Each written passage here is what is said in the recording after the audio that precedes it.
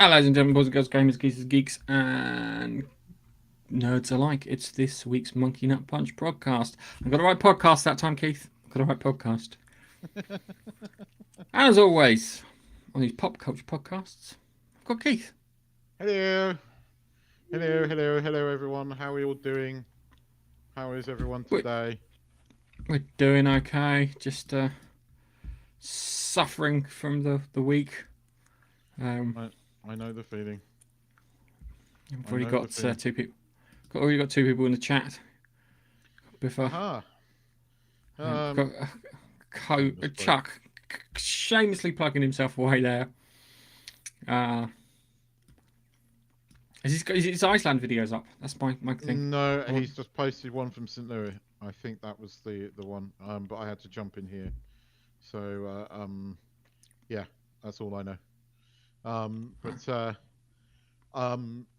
Yeah, hopefully his Iceland ones will be there soon. But I I watched the end of Ahsoka this week. I've got to talk about it. I've got a vent. I've got a vent. Oh my word. Okay, that's what they fuck up. I think is the best way of describing it.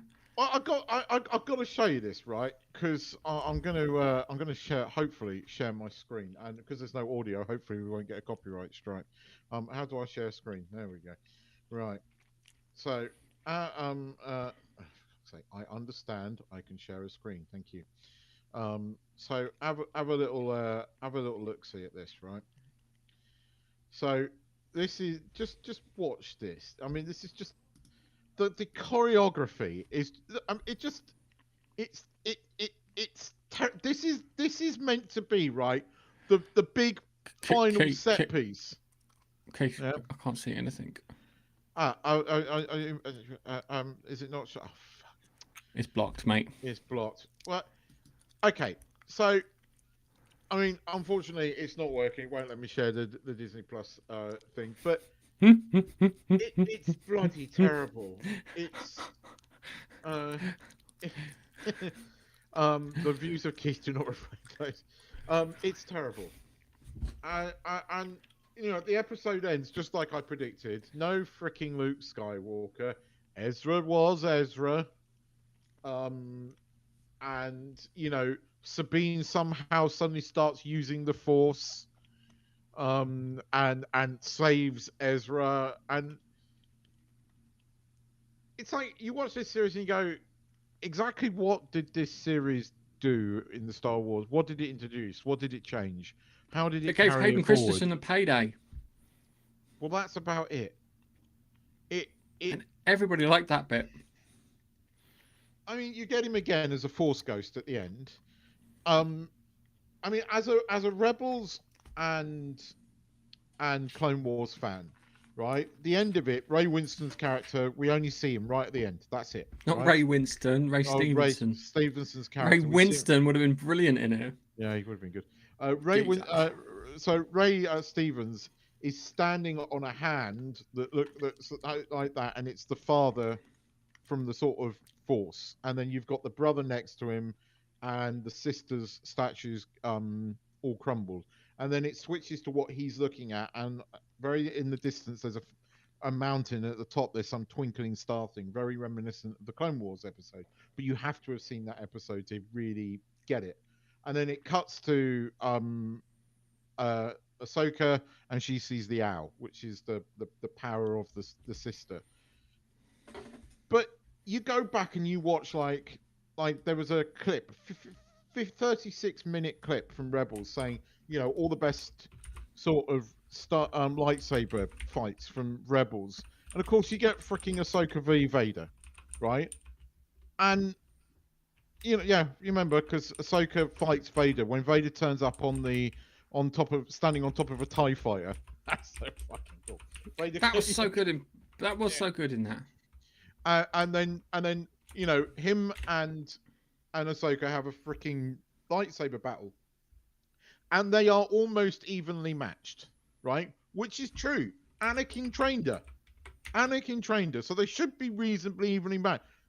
But the lightsaber battles in this have been terrible. And there's a bit where you just see Ahsoka, no emotion on her face, going like that, right? That's all she's doing in the camera, and it's this thing. So it's this part of her body. This is all you see, right? Upper chest doing that with a lightsaber, and that's what they call cool.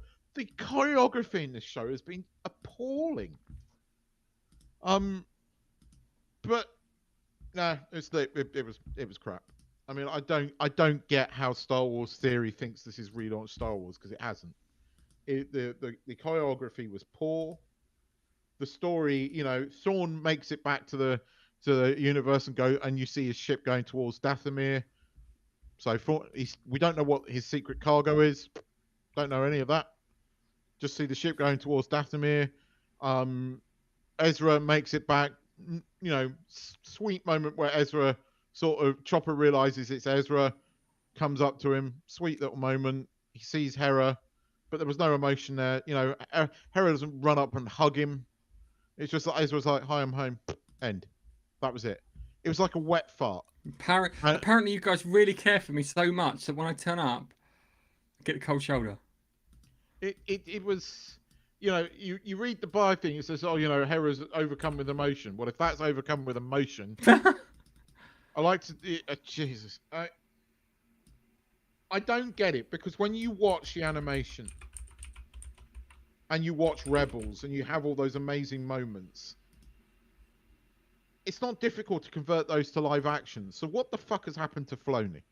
I mean, just what the fuck has happened between making Rebels and Clone Wars, even Clone Wars Season 7, and making this? What has happened? Is he forced to use a particularly bad choreographer? Why didn't they bring back the guy from the freaking prequels? Because that guy knew lightsaber battles, That dude understood lightsaber battles. Ahsoka is a kick-ass Jedi. She should have beaten Ray Stevens. She should have beaten him, right? Based upon like Ahsoka from Rebels, Ahsoka thing. She was a powerful Force user. She's no Jedi, right? Where the fuck was that Ahsoka? Ahsoka gets her ass kicked every fucking 5 minutes. No emotion. I don't know what the fuck Rosario Dawson was doing throughout this. It's almost like she's the same age as us. You know that, don't you? So is she? Yeah. Well, she was. Then she should have a. No, I mean, I know I'm saying this, but she should be, a lot. Look, she should have been a lot fitter. I don't know what it was, but the choreography was just poor. Sabine's battle was slightly better. I mean, you get like zombie stormtroopers, but even that was a bit meh.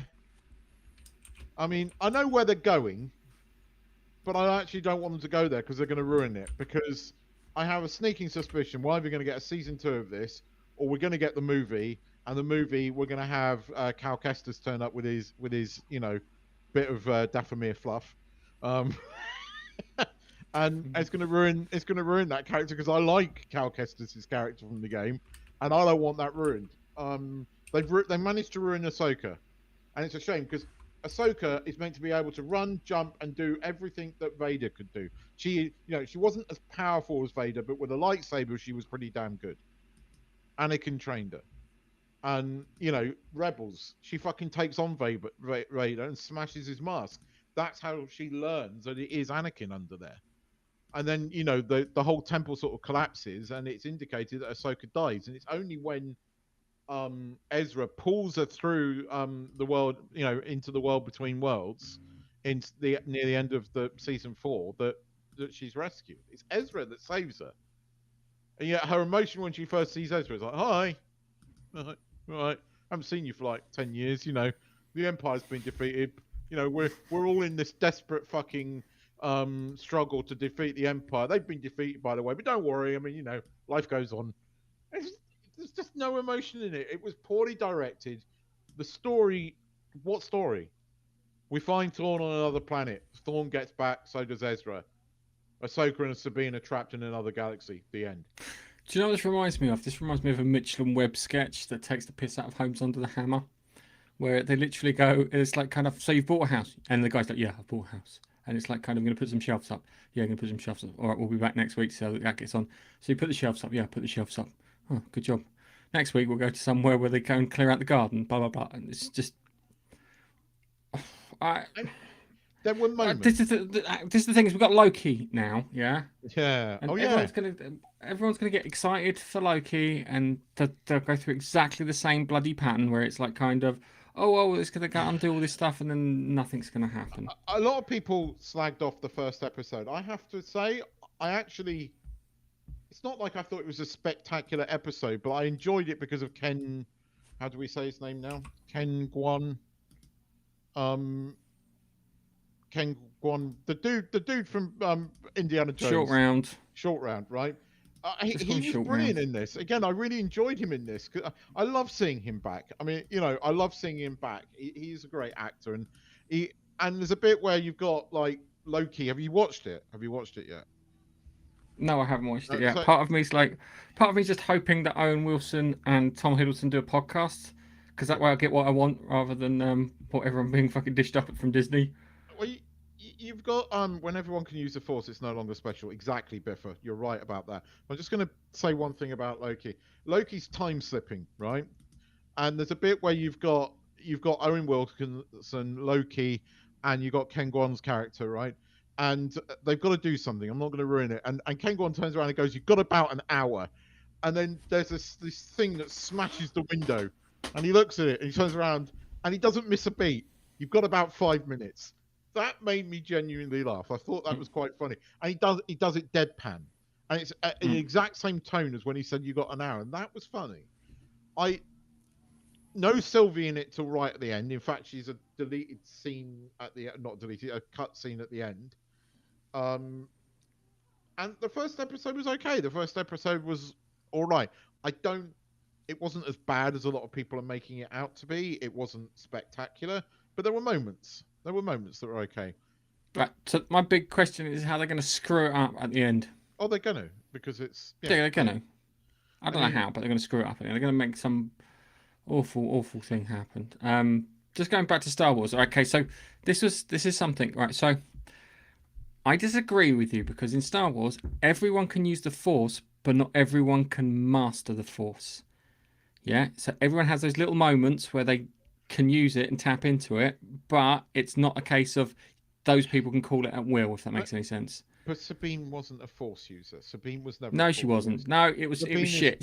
She wasn't even a character. She was a couple cutouts. Literally, you could have had the actress stand like this, yeah, take a picture, and just inserted her in every bloody scene, and everything would have been the same. Because for everything I've seen, she can't fucking act. Well, sorry, she can't act. But Sabine was a character in Rebels, and she was a Mandalorian, right? And when she trains with Ezra and Kanan, she works out how to do it herself. Now, she does connect with the Source. It indicates that she has some sensitivity to it, but she can't fucking push Ezra up through the air. That's a Jedi skill, and it's another freaking Rey, isn't it? Whamming, surprise whamming. Learn the Force straight away. Takes fucking Luke Skywalker years and fucking spending a time in a swamp on Dagobah to learn the goddamn Force. But no, Sabine comes along, goes there, and it just works. And it's like again, they make out like it's this moment. Oh look, Sabine's managed to use the Force to get a lightsaber. No, she's a fucking Mandalorian. Have her fire some goddamn gadget thing that she's got. That's cool. She's not a Jedi. She's a Mando. And it's just, oh god, this series was meant to be like the thing, and I knew it was never going to be. I knew it was never going to be, and there were little moments. I mean, every time Chopper was on the screen, he stole the screen. It was nice seeing live action Chopper, but that's about it. And there was seeing the owl at the end in live action. That was kind of cool, but I don't know if it was her performance or the direction. But seriously, Rosario Dawson did not work for me in this at all as Ahsoka. Ahsoka is meant to be lean, fit, and can jump and move, and even when... All right, so... So sometimes actors just take a paycheck, yeah? They come back into bloody focus there, yeah? This feels like she was taking a paycheck, okay? That script looks shit. From what you told me, the script, from the one episode that I watched, the script, it was shit. Yeah? Had lots of stuff that didn't go anywhere, lots of stuff that didn't really count for anything, lots of stuff that was just pointless. Yeah? So you go through all these things, yeah, and an actor turn around and goes, "What? It's $500,000. I'll just show up. I don't know if I can actually phone this thing in." Yeah. So part of me is like, if she's turned around and her response to the whole thing is, "Fuck it, I phoned it in because it was worth the money." Yeah. What I got annoyed with was that everyone started going, "Oh look, Anakin Skywalker came back and he did the Darth Vader thing," and I'm like, kind of, dude, they did pull this shit with you all the time. Yes, no, you're right. When will you You're learn? you are right. I need to address this. I'm more surprised that this stinks only because Filoni has created brilliant Star Wars. I mean, seriously, if you've never seen Rebels Season 2 is epic Star Wars, and it's proper Star. Fucking Darth Vader turning up, igniting his bloody lightsaber, standing on top of a TIE fighter. It sounds crazy, but it's fucking epic, right? Obi-Wan Kenobi, who can move, even though he's an old man, can still move, takes on fucking Darth Maul in a final showdown, kills Darth Maul. Darth Maul dies in his act. Epic fucking scene, right? And then you've got the whole fucking final few episodes of Rebels. Again, amazing, emotional Star Wars with characterization, with fucking, you know, consequences and everything. You had the whole of the Thorn sort of 2-season arc, which again was brilliant. And Thorn always been one step ahead. You know, when, for fuck's sake, it's like when Ezra thinks he's got the day because he's taken all his soldiers hostage and he's threatening Thorn. Thorn goes, "Well, fuck it. You've taken all my soldiers and put them in one place. Now I can bombard your village." And he does that. He bombards it, and you see the shock on it. This is a kid's cartoon, and he's bombarding this thing. That was awesome Star Wars. This, no consequences, load of shit. People are not being able to freaking fight properly or do lightsaber. I mean, seriously, freaking what's his face's lightsaber battle in the original Star Wars with Darth Vader was better than this. Sorry, rant over. But okay. So yeah, I am surprised more by this than I was thinking, because Filoni has created new decent Star Wars. I think he had help. And whoever helped him isn't here for this. I really think he had help. I think there was someone there, script editor, who was tidying up his scripts. Because I was looking at this, and it's just, there's so much dead air. Dead air, and it's not dead air for tension's sake. It's just dead air for filling up some bloody time's sake. It looks shit from the trailer. It was shit from the fucking episode I saw. You think it's shit. I don't understand why you all freaked out and were like, oh, Darth Vader. Because they pulled that shit in Obi-Wan. The only thing I will say is I liked Hayden Christen's moments in this, because Hayden Christian actually back as Anakin, but the Anakin from Clone Wars, that was good.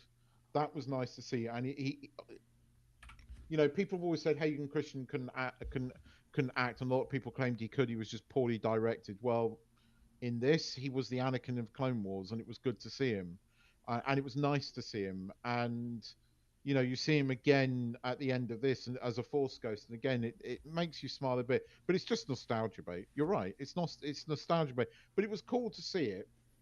But I get it. You're right. They've pulled this shit many, many times. They did it in Book of Boba Fett. They've done it in this one. They will do the same shit in Loki too. Oh yeah, it's Disney's MO. The only reason I enjoyed this episode was Ken Kwan, and because I quite like singing back when you hear about his story, and you know when he's been interviewed recently, it's just nice seeing him back on screen again. And again, he plays quirky characters that I kind of like. I mean, he was really good in Everything Everywhere All at Once. I enjoyed his characters. I didn't like that film. I was fucking bored. I was bored watching that film. It was fine, but I'm not joking. Everyone was like, "Oh, this is brilliant." I started watching it. I'm like, when is it brilliant? Can someone show me when it's brilliant? Because no. I've seen a lot of fucking multiverse time traveling bits. I think it's subjective. It's not for you, Gareth. I'm joking. Fine. I'm joking. Don't tell me it's good though, because I thought it was shit. Couldn't hold my attention. That's a terrible, terrible sign. I like Michelle Yeoh, and what's his mush fucking short round was fine, and the old fellow who played the evil guy in Big Trouble in Little China. Yeah, they're actors that I would watch, but for some reason, fucking bored. I can understand why it wasn't your cup of tea. I enjoyed Ken Kwan's, I hope I'm saying his name right, performance in that. But he was good in Loki's the first episode. I am under no illusions this is going to be any good. It was better than the Secret Wars or whatever it's called, Secret Invasion. Better than that. It was better than that. But that's again because of the cast, not the writing. I can watch Owen Wilson, Tom Hiddleston just, riff off each other all day long. Yeah, get a podcast. Just want a podcast. Do a podcast. I think we can save so much money. What's that? About 10? We'll say 10 grand to set the whole thing up. Maybe a bit less. I'd listen to that. That'd be so much more entertaining than this. You'd save us so much money too. Production costs $10,000 and whatever it costs to hire Tom Hiddleston. But I don't know. It's all cack. Oh my god. So Secret Invasion was 300. Think of all the sounds odd, the diarrhea treatment you could have given to children all over the world and life saved. Genuinely, it was terrible. And I think Disney Plus is, but Disney are fucked at the moment, and they're continuing to be fucked. Interesting. Moving on before we go on to talk to Star Trek. A couple of things. You need to watch well, actually you don't, because this thing made me so queasy. So whoever's making The Boys, right, and this Gen V series, Generation V, yeah. Seriously, just seems to have a penis obsession, right? They've got penis obsession. In The Boys, the last season of The Boys, we had like some midget freaking Micro Man crawling into the shaft of his boyfriend and then sneezing and exploding. Well, you never really saw that graphically. This week, nasty man tries to rape girl. Girl has blood manipulation power, makes his wrecked penis explode, and for shock value, you see this. It's pretty gruesome. But again, it's shock value in a series that's a bit otherwise boring. It's a bit meh. I think it lacks the actors that make The Boys entertaining. I think that's the problem with it. I think that's it. You haven't got your Carl Urbans on there, or your Anthony What's-His-Mush, or your Quaid, just to make it kind of interesting. I think the casting director's the problem there. But then again, they're probably trying to do it on the cheap. So I need to go back and watch it. I've been meaning to. Start to rewatch the first season of The Expanse, which is just a brilliant story. That first one is just, I think, is just a fantastic story on its own. Yes. I'm gonna have to start rewatching some stuff. I'm seriously thinking of just rewatching Picard again. But and talking of that, this week's Lower Decks, which I half watched only because it featured the guy that played Rom, who is genuinely quite a nice guy, and Lita. Both were back. Now Lita's going to have to feature high in our top totty. Oh. Nemesis anyway. Next week, and then it's that. Yes. But interestingly, there was an interview this week with the showrunner for Lower Decks. Now, I'm no Lower Decks fan. It's not my cup of tea. I actually think it makes a mockery of Star Trek, and I just don't like that. But look, some people love it. But the showrunner has said that no Star Trek show is safe, and he's not sure that they'll get another season of Lower Decks. I'm not surprised by this. There's already been mumblings that Strange New Worlds is going to get cancelled, and Strange New Worlds, outside of Picard, is their highest rated TV series. But interestingly, people are speculating it's nowhere near that of what Picard Season 3 got. Now, many people are now saying, and Gareth and I were talking off air, what's his face, who plays William Riker? Jonathan Frakes has been very vocal. Cool, yeah. I think Legacy is a done deal. I do think we're going to get it, and I think they're going to cancel everything else. You're not going to see Academy. I do, funny enough, think we will see a Section 31 movie. I do, because I think that could actually get people to sign up to Paramount. But here's the thing: Star Trek Legacy cost Star Trek season 3 of Picard cost a fucking fraction of what Strange New Worlds cost. Right? They reused all the sets from season 2, and just redressed them. And it was a fraction of the budget, and yet they made the highest rated Star Trek show since Deep Space Nine. That's what they're saying. That Picard season 3 got more ratings than Voyager, more ratings than Enterprise, right? Oh, In fact, I like Enterprise. I like Enterprise, but it got cancelled because it wasn't that rated high.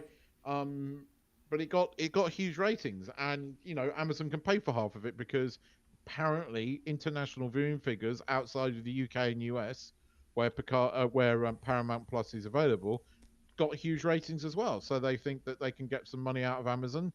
Paramount haven't got any money. It makes perfect fucking sense. Get Terry Matalas back, who wants to do this. Get Jonathan Frakes back, who wants to direct and be involved in it. Right. You've got bloody Patrick Stewart going, well, I'd give Picard one more final go at it.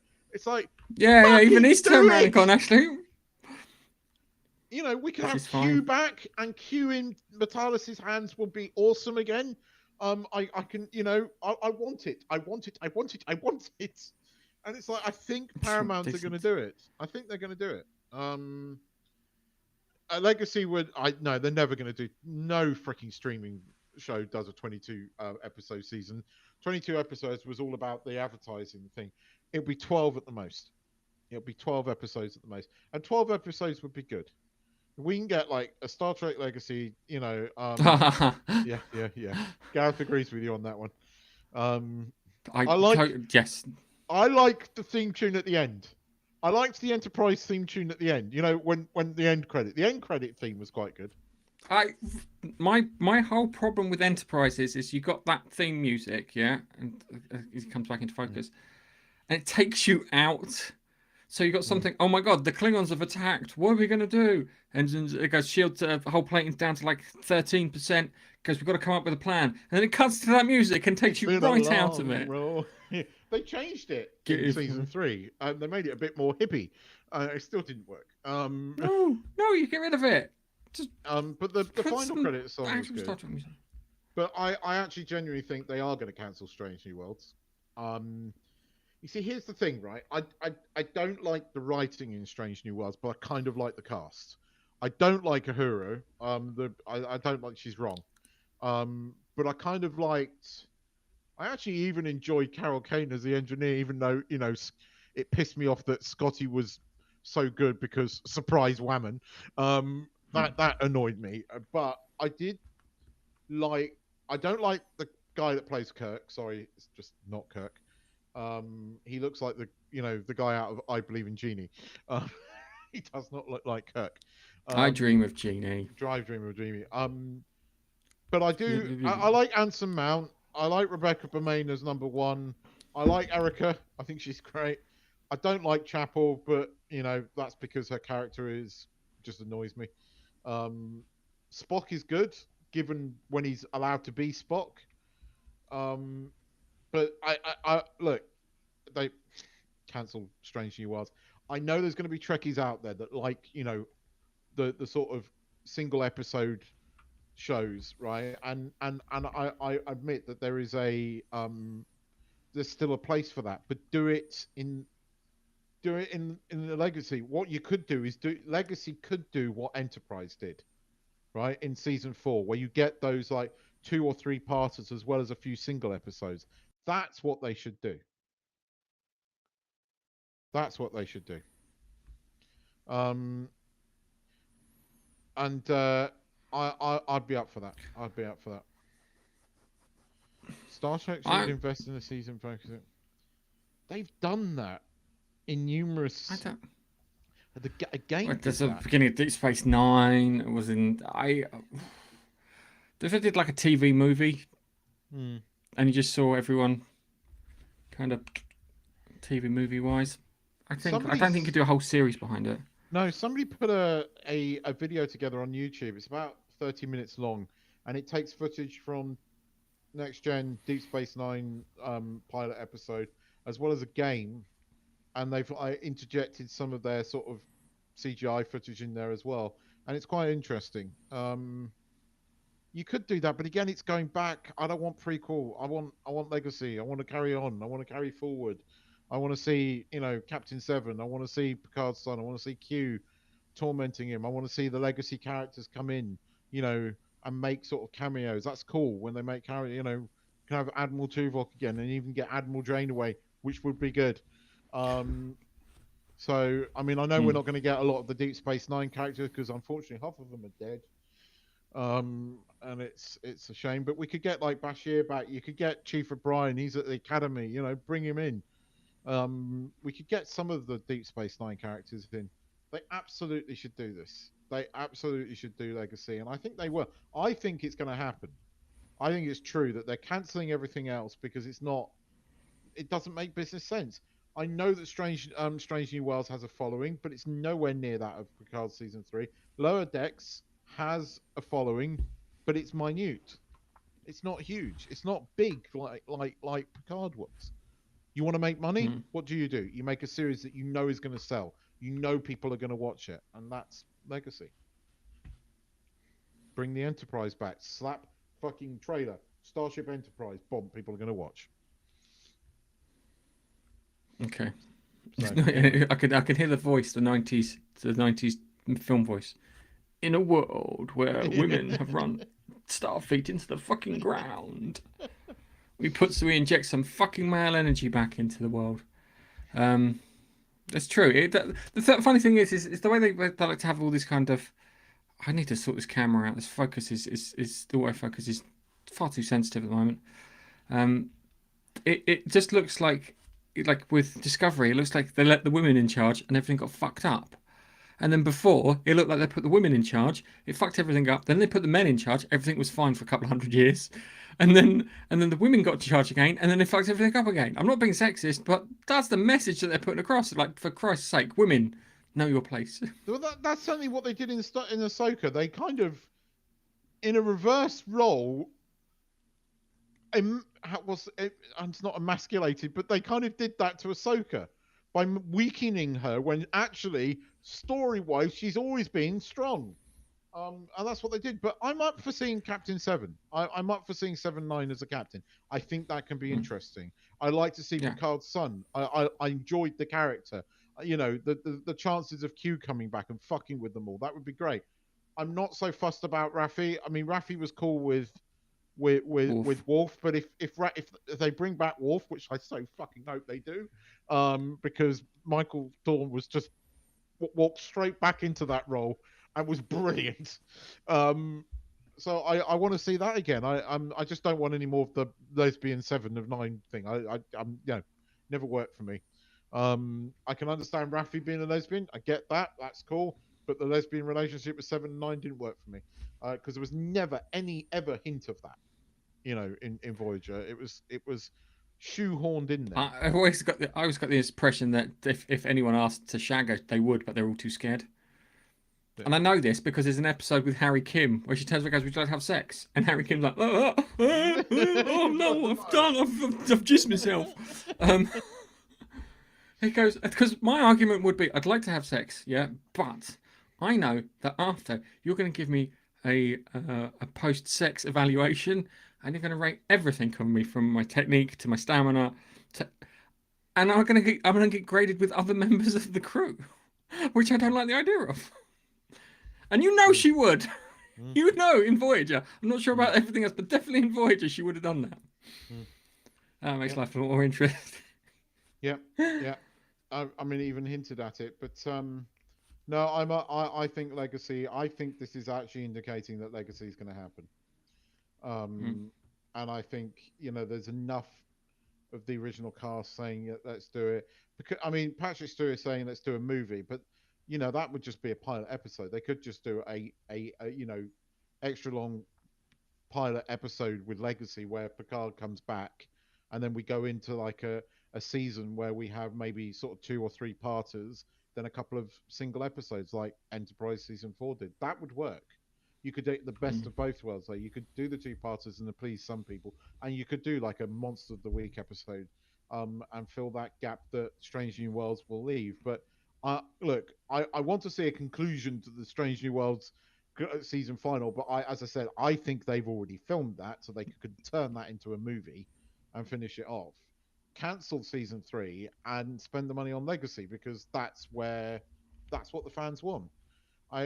Discovery does have a fan base. There's no denying that, but it's minute, and it's not paying any bills. It's not paying. They exist. I'd hate. I think you're chatting to fucking AI algorithms. I don't think you're talking to real people. No, they're real. Unfortunately, they're real. They're too damn stupid to be AIs. But there are deniers. There's people that I'll watch anything because it's got Star Trek on it, and they'll try and convince themselves it's good. It's like the Last Jedi syndrome. Everybody that went and saw the Last Jedi, they came out of the movie and go, "It was all right," and you think about it, and then you start thinking about it more. Then you remember Luke Skywalker sucking the tit of a cow, and then you're like, it was really shit, and I don't want it to be shit. My thing with The Last Jedi was that my opinion of Star Wars at the time I watched it was so incredibly low. I didn't care. I really didn't care. What I liked was the fact that me, my son, and his grandfather all went to go and see it together. We all had a nice meal and we just had a nice time out. And that's my takeaway. That I had a nice day with 3 generations of us. Okay, the film was terrible, but I saw it like 6 o'clock in the morning on release day, and then went into work afterwards. I watched it with all the people I work with, and I remember coming out of it, and everyone was going, and I was like, there was something in the back of my head, and I wanted to like it, and within a week I was like, this was fucking terrible. And it's the same with Discovery. You wanted to like it because it was Star Trek. It was Star Trek, but it's not. Discovery is fucking terrible. Strange New Worlds is badly written, that has the odd good episode, but the cast is at least likable for the most part. But again, cancel it. Do Legacy. Put frickin' Terry Matalis in. Tell Alex Kurtzman to go fuck himself. Go fuck off, Kurtzman. Right? And put Terry Matalis in charge. Let Jonathan Frakes, do some direction to help Matalis out, because Frakes is a good director. He knows Star Trek. Yeah, and we don't need season 5 Discovery. Just put it on fucking Blu-ray and give it to the 5 people that like the show. Anyway, we should talk about Insurrection. Yes. As I try and stay in bloody focus, I can't move. I have to stay dead still. Is your camera in 4K? Because it looks like your face tracking's not working. Should be working. Maybe I'll turn the face tracking off. I don't know. Yeah, the bokeh effect's not working either, so maybe it's just reset to default. So in our endeavour to watch decent things, we both watched Star Trek Insurrection from 1990. No, it was 1999, but 1998. Now, at the time, I wasn't too enamoured with it, I'll be honest with you. It was a bit television movie. I can tell you why, and it's all down. I can tell you why. It's because of Jonathan Frakes' fucking lighting. Yeah, because Jonathan Frakes likes it like a TV show and not like a film. So there's nothing there in the photography to make it look cool, and you can tell that because when you look at Star Trek Generations movie lighting, it's also First Contact. Not. It's also the first Star Trek movie ever to use full CGI. They're not models. It is all CGI. So it was all done by ILM. But yes, there's numerous things like, yes, you're right. It doesn't look like a movie. It does feel like a TV movie. But I watched it again, and I went, actually, this is not as terrible as it was. There is some comedic moments that are actually quite funny. So one of two things. At the time we had Deep Space Nine, doing its Dominion War thing, which was epic in the scale of Star Trek, yeah? So really good TV to watch. Lots of interesting things happening. Lots of interesting characters. Lots of big battles, this, that, and the other. It was just really cool, yeah? And you had Voyager, which had some really good stories in it too. So we're talking peak Star Trek, yeah? And then you come up with a story like this, which doesn't really reflect peak TV Star Trek. And that's why at the time, me and you are looking at it going, it's a bit shit, isn't it? But now we're not at peak Star Trek, and we're probably at the Star Trek's lowest point. This looks fucking brilliant.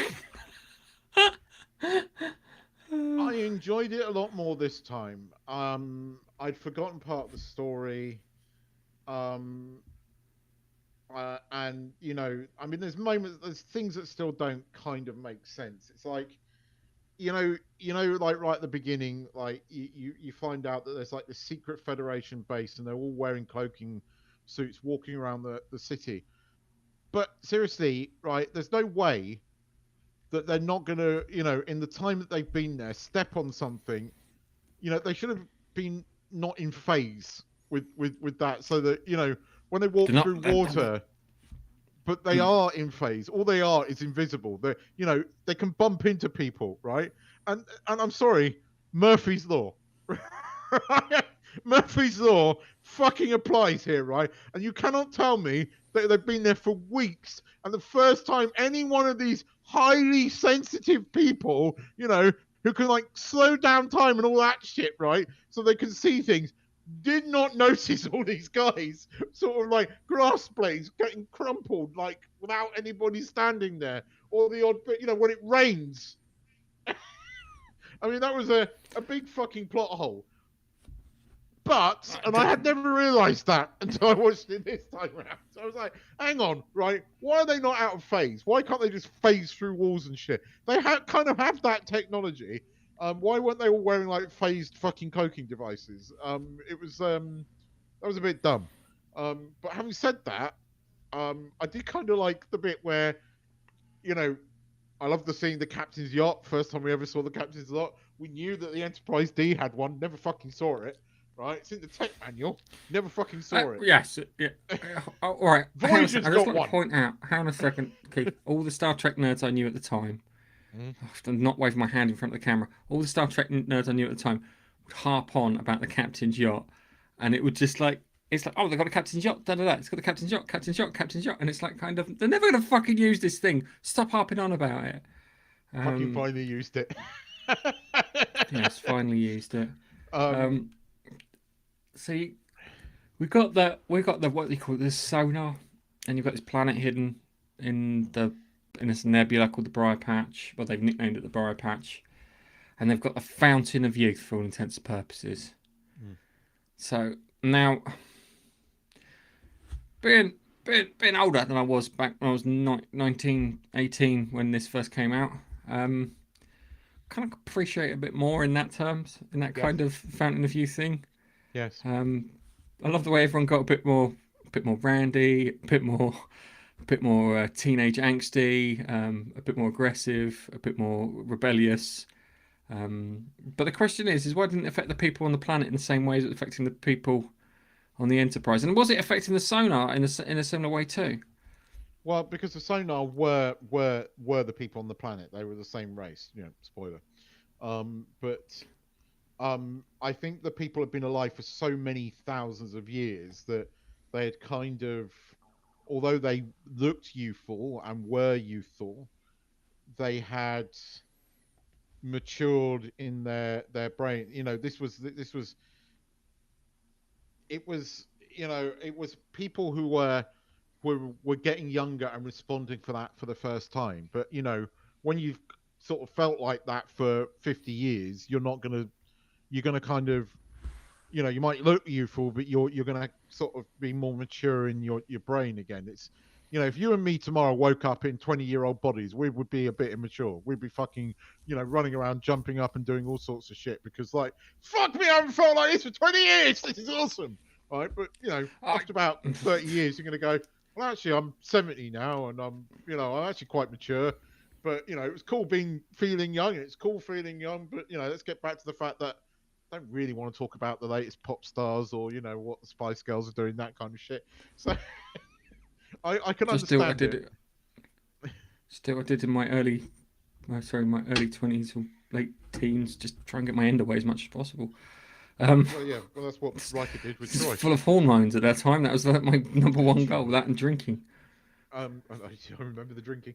Oh yes, the drinking. That's why I don't drink now. Did you want something funny? The admiral that was in there, they had 3 people in mind to play the admiral. One of them was Gene Hackman. The other was Wilford Brimley, and Patrick Stewart's favourite, Brian Blessed. I don't know. I don't know if that would have worked as Brian. I don't know. If I would have loved to have Brian Blessed would have made that film. I can't really. This is so annoying that I can't move. He would have made that film. I want Blessed as like a fucking funny admiral more than anything. I was just on the TV again the other day, and he's still fucking brilliant. He'd make a great Klingon. Yes. He'd make a fantastic Klingon. Yes. You see, there you go. What you need is him as a Klingon. Yeah. Yes. Yes, I don't know if you'd do it, but yes, Brian Blessed as a Klingon, amazing. That would have worked. So yeah, it was the first time they did the CGI thing, and you can tell because they've got that weird silver effect that you had in the late 90s for like metal. Didn't quite work, but it did reflect it, make the reflective panels work all right. But there's a bit where Riker really starts feeling the effects, and he shaves his beard, and he goes smooth as a baby's bottom or something along those lines. Or like that. And then Data walks up to him and goes, "Android's ass," he said. Smooth as an android's ass. Nah. I like it because he goes, nah. That was brilliant. There were some brilliant moments between Data comedic moments. There were some really good moments. And I generally enjoyed those. I liked the moments with Worf. The comedy was there with Worf as well. Worf having the spot. And how embarrassed he was from it. I loved that. The thing is the way Picard gets out of the transport and he looks at the thing with his finger. He is like, "What the fuck is that on your nose, Commander?" Yeah, he is, and the Data's like, kind of. There's a spot. It's a big one too. Oh, I guess it's hardly noticeable. I would have had a scene where he'd gone. I would have done that. I would have done the whole Austin Powers thing. Mo! Money! Mo! Bloody Mo! I still love that. That still makes me giggle. Because the other thing too is you got the sonar, and the sonar reminded me of how can I put it? Hollywood people who had too much plastic surgery. Yes, and I think that was similar to Escape from LA. In Escape from LA where they've got the plastic surgeon played by Bruce Campbell. Yeah, reminded me really, really, really of that. And it's right. It's not at the time, given all the fact that we were getting really good TV at the time, it was crap. When you put it up against all of that, the standard was not there. But now that the standard isn't there, it's quite good. It really is quite good. It was not as good as First Contact in the fact that it didn't feel as cinematic. It did feel like a made-for-TV movie. There were moments when they were filmed wherever they were shooting, the lake scenes where they were sort of escaping the sonars, like beaming devices and the sort of little weird drones. By the way, the drones, they looked remarkably like the drones that were then used in Spider-Man 2. Looked a bit like the ones in Spider-Man 2, the Stark drones. I'll have a look. I think they did. Far From Home, yeah, not Far From Home. Yeah, Far From Home. Excuse me. But I actually enjoyed it. I love the bit with the joystick. Computer manual flight. Yeah, it brings up like a 1980s fucking joystick. That's the joystick I had on my Amstrad. That's kind of epic. I always got the impression that it was that the Enterprise was too sophisticated to fly like that because you just wound up crashing it. See, I And just then got they talk about the Riker maneuver, and I got annoyed because everyone knows what the Riker maneuver is, don't you? It's the way you sit Go on a on. chair. You sit on a chair from behind and you cock your leg over the top of it. That's the Riker maneuver. So when you say the Riker, let's do the Riker maneuver, and then the fucking nav pilot gets up and then cocks his leg over the chair and sits on it. It's like, you meant that as the Riker maneuver, didn't you? And that I was Yeah, right. I was right. yeah. Remember when I said they do dump the core, and I couldn't remember where they, dumped the core. They dumped the core in this. The core was gone. This one, yeah. Yeah, so they did dump the core in this one, which was I couldn't remember which movie they did it in, but I know that they had done it, and yeah, that was kind of cool as well. But Babster, just so you know, that wasn't a Commodore or an Amiga joystick. That was an Amstrad joystick. Oh, don't start that with him, please. Amstrads are called Amstrad joysticks. Do you know by the hang on a second. fucking You know the Starship Enterprise. Oliver twins who created Dizzy. Yes. They say Amstrad's cooler than Spectrums. Well, that's because it's true. It is true. It's I heard them say it in person. I was in the same room as them. Well, I played Dizzy on my Amstrad. I had the Dizzy game on my Amstrad, so there you go, guys. I had multiple Dizzy games on my Amstrad. Sorry. It's undeniable. He's gonna kill me. So,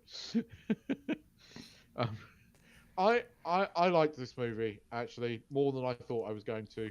I enjoyed it.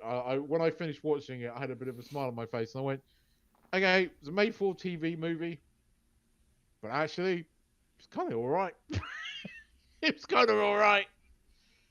yeah. If that had been a two-parter in Star Trek: The Next Generation, you would have gone, "That was a really good freaking episode of Star Trek Next Gen." It's not best both worlds, but pretty fucking good.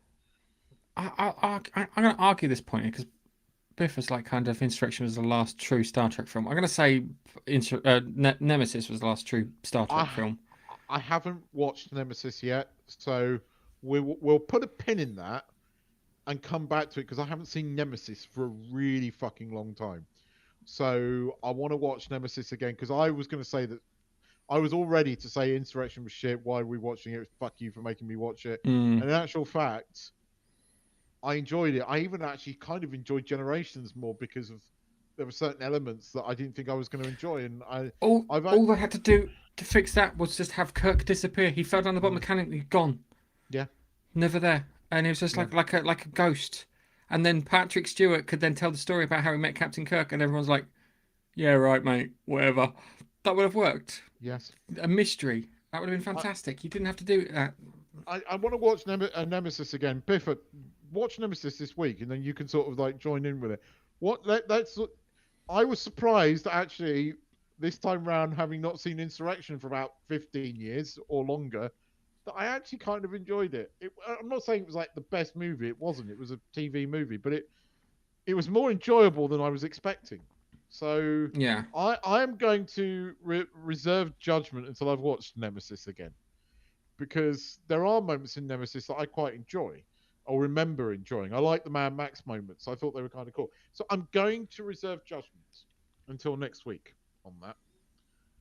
But no, I'm glad we conducted this exercise. But trouble is now, right? Next week we've got Nemesis. Then we've got top Star Trek Totty, right? Totty, yeah.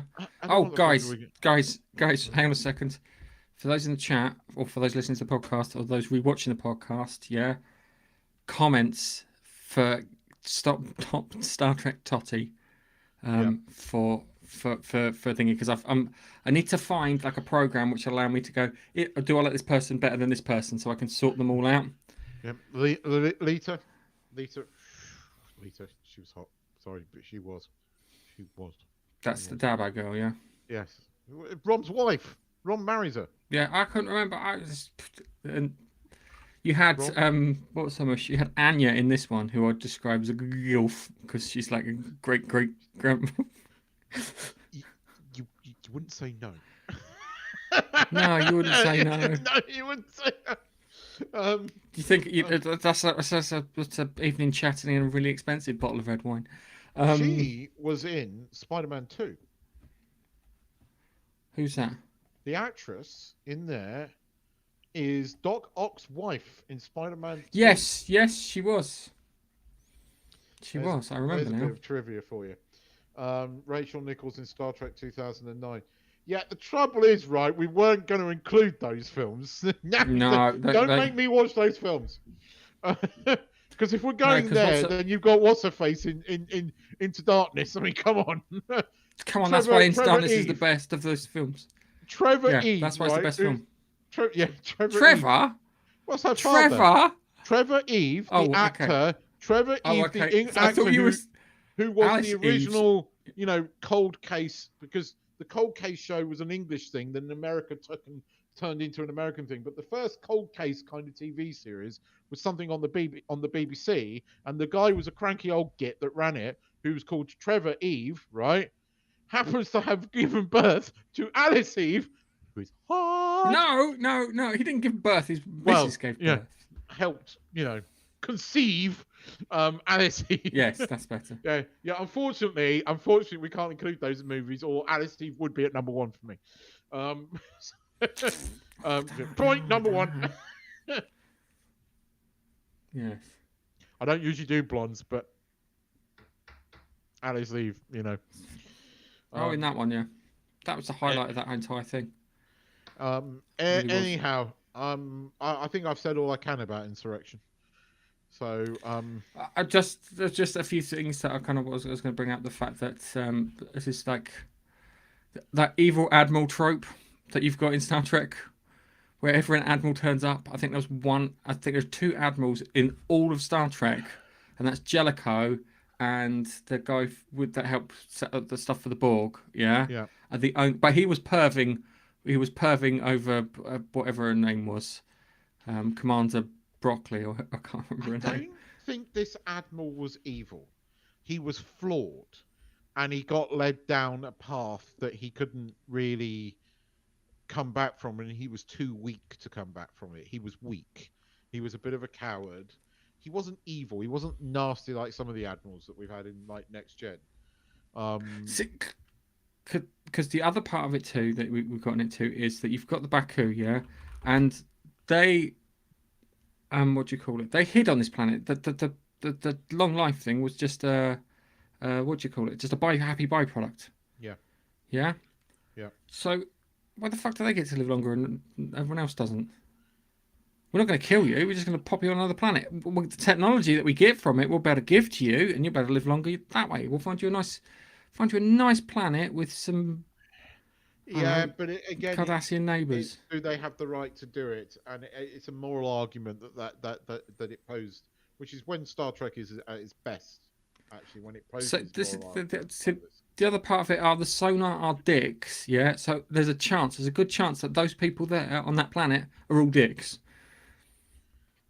Case made. I win. Well, the sonar left, but then at the end, actually, once the leader is killed, they kind of relent, and then you see that scene right at the end where the guy that helped Picard meets his mother, and that was beautiful again. I think the Admiral was a bit of a coward and a weak character, but I think it. That you had the Dominion War going on. Yeah, they needed stuff. Yep, I liked the beginning with the weird sort of piggy people there putting the headdress on Picard. Yeah, they did. The thing is, they ripped that off in the beginning of was it the last Star Trek Beyond? Yeah. Or at the beginning there. Anyway, what have we got here?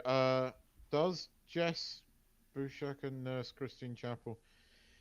Right. Okay. I'm not going to deny that she's not a pretty woman, but I can't stand the character. The musical thing where she basically, that musical number, which is basically, I've pursued you, Spock, aggressively because I really, really like you. I've broken up your relationship with your wife, and now fuck you because I've got a career. I'm leaving you. Me, fucking me. So I can't stand the character anymore. Therefore, it makes her less attractive. But the actress is quite attractive, but the character. Okay, anything affected by the Kelvin timeline doesn't count. True. That's what we're gonna say. Yeah, we're talking original Star Trek, pre-Kurtzman, Secret Hideout, J.J. Abrams Trek. But for crying out loud, I want someone to give us some comments and stuff just for people that we've missed. Because if it's the OG series, I probably missed a ton of them. We've got Famke Janssen in there. Wasn't Raka? What's her face in it? Oh, what was the? Oh God! Damn it, Joan bloody Collins was in it, wasn't she? Yeah, Joan Collins was in the original series too. She was hot. Got plenty in those frames, yeah. So we've got lots of top totty to pick from. This is a very difficult task, Keith. Yes. Seriously, we could argue how what do you call it? How transporters work and warp engines work and reach a conclusion where we might not ever reach a conclusion on Star Trek. We need to tackle it with professionality and seriousness, right? This is a serious subject, and we need to hand it with professionalism. Star Trek Top Totty. Mina in the OG. Oh yeah. See, that's it. Just lots of comments like that. So I need to just go through this. So.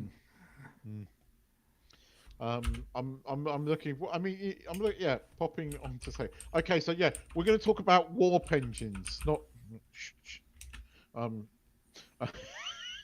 Yes. About, yeah, starships, top starships.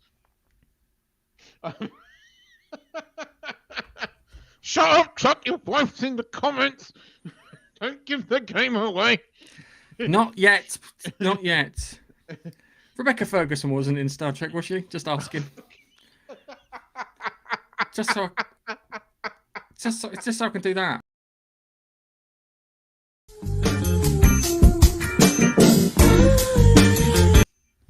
I'm gonna have to come up with some new ones. Whoever wins is getting one of those little compilations there. So totally worth it. Yes. Anyway, so you need to catch up on Gen V, especially exploding penises. I'm grabbing my crotch in. I couldn't watch it. Just... I knew what was about to happen. I am not watching this. I'm not watching this. Yeah, I don't know what's going on with the boys' creators, but they have got an obsession. But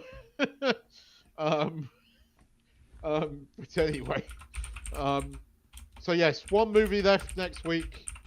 Star Trek. Then Top Totty. Then Star Trek Top Totty.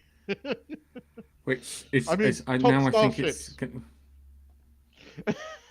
We could do Top Starships too, Keith. I could do Top. There's some good ones in there. They'll probably have to get some bloody some bits in there. We could argue over ships as well, but I love me a good starship. See, my wallpapers. See, I've got the Defiant on this one. You can't see that. Defiant was awesome. Anyway, right. Well, shall we say goodbye? Shall we put a bow in this and say goodbye? Pop a bow on this. We're done. Yeah. Catch you next week. Bye bye. See ya. Bye.